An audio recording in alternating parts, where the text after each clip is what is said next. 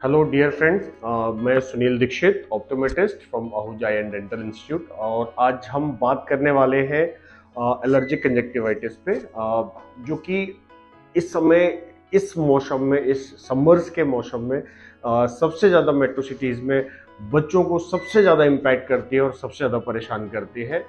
तो बेसिकली आंखों की एलर्जी, जिसे आमतौर पर एलर्जिक कंजक्टिवाइटिस कहते हैं, और यह तब होता है जब आपकी आंख में बाहर की किसी चीज जैसे पॉल्यूशन, धूल, मिट्टी, धुआं, धूप, दैट कुड बी एनीथिंग, उससे आपका हमारी हमारी जो आईज है वो रिएक्ट करने लगती है। एक तरह का एक पदार्थ निकलता है जिसको हम हिस्टामिन कहते हैं, और वो प्रोड्यूस करती है, और उससे आंख जो है लाल हो जाती है और इचिंग जैसी फीलिंग्स आने लगती है। और बच्चा जो है वो आईज को बहुत तेजी से रब करना स्टार्ट कर देता है।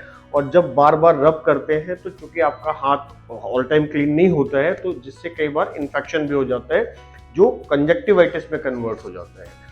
तो ये एक ऐसी परेशानी है जिससे हम बहुत ज़्यादा परेशान होते हैं। और अब आते हैं हम इसके कारण के बारे में, कि अगर हम इसका बेसिक कारण जानना चाहें कि क्या है, तो इसका जो सबसे बेसिक कारण है वो है धूल, धुआं, मिट्टी, पॉल्यूशन, डस्ट। ये जो आउटडोर एक्टिविटीज में ज्यादातर चीजें होती है कि बच्चा स्कूल गया, रेड हो गई आईज, बच्चा बाइक पे बैठा और हवा लगी उससे रेड हो गई, या एसी चल रहा है आपकी गाड़ी का उससे भी रेड हो सकती है। अगर हम घर के अंदर देखें तो जैसे हम बहुत सारा परफ्यूम यूज करते हैं, परफ्यूम से या सिगरेट के धुएं, ये एलर्जी हो सकती है।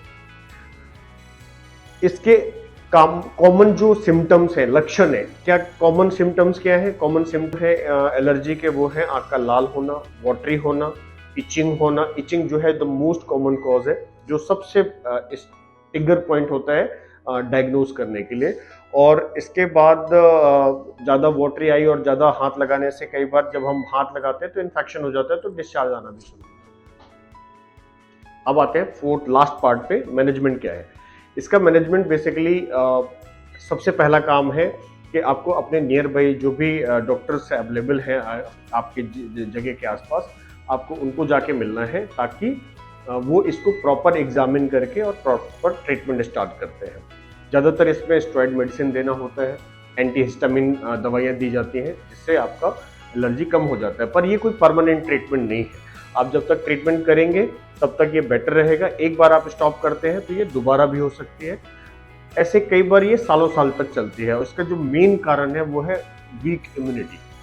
तो जो हमने पिछले कुछ सालों में एक्सपीरियंस किया है वो ये किया है कि अगर हम कुछ इस तरह से ट्रीटमेंट प्लान करें कि हम मेडिसिन के साथ साथ जो डाइट है, जो उसका डेली रूटीन है, और जो कुछ प्रिवेंटिव मेजर्स हैं, अगर हम वो लेते हैं तो उससे बहुत ज़्यादा फायदा होता है। स्पेशली जैसे कि आपको मेडिसिन के साथ साथ क्या करना है, विटामिन सी का कंजप्शन ज़्यादा करना है। विटामिन सी बेसिकली आपको हेल्प करता है, इम्यूनिटी को बूस्ट करता है, इवन ब्लड प्रेशर को मेंटेन करता है, हार्ट रेट को मेंटेन करता है। तो हम ज़्यादा से ज़्यादा जब विटामिन सी लेते हैं तो इम्यूनिटी जब बूस्ट होगी तो आपका शरीर खुद इतना स्ट्रांग हो जाएगा कि वो उस एलर्जी से खुद लड़ सके। तो इसका सबसे बड़ा फायदा आपको ये होगा साइमल्टेनियसली कि आपको मेडिसिन जो है वो एक टाइम के बाद या तो नहीं डालनी पड़ेगी या बहुत कम मात्रा में डालनी पड़ेगी, जिससे अगर कम मात्रा में डालते हैं तो उस दवाई के अपने जो कॉन्ट्राइंडिकेशन है वो आपको नहीं होते हैं। दूसरा, कोल्ड कंप्रेस करना है, यानी कि बर्फ से आपको धुलना है। बर्फ के पानी से आपको धुलना है, ठंडे पानी से वॉश करना है, या बर्फ से आप सिकाई भी कर सकते हैं। तो हमें बेसिकली कोल्ड कंप्रेस करना है, विटामिन सी का कंजम्पशन करना है, और मेडिसिन लेनी है साथ साथ। तो जब ये एक कंजर्वेटिव ट्रीटमेंट की तरह चल रहा है तो उससे आपको बहुत जल्दी रिलीफ मिलेगा।